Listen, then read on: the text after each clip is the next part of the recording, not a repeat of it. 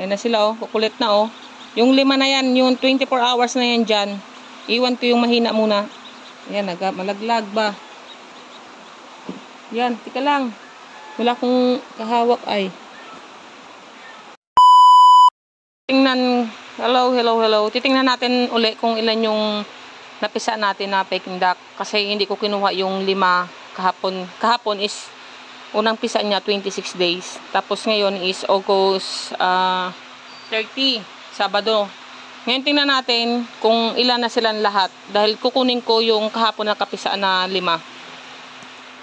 Tingnan natin kung ilan sila lahat. Taran! Ayun, 1, 2, 3, 4, 5, 6, 7, 8. May pumisa guys na ano, may dumagdag na 1, 2, 3, 3. May dumagdag na 3. Ayan na sila. Wow, ang galing naman. Ito guys, ang gamit ko. Itong automatic incubator ang gamit natin. Kukunin ko na guys yung 5 na malakas.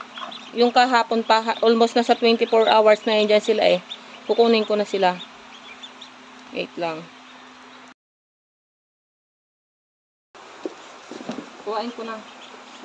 Ayun na. Tadaan! Dalawa.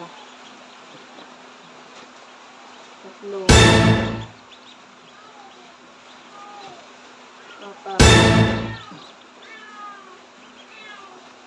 5.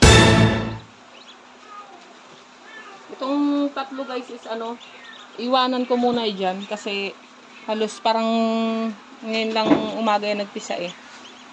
Ayan. And guys, abangan ulit natin ang susunod na pipisa bukas. Yun lang guys for today's videos. Maraming salamat sa inyo. God bless all.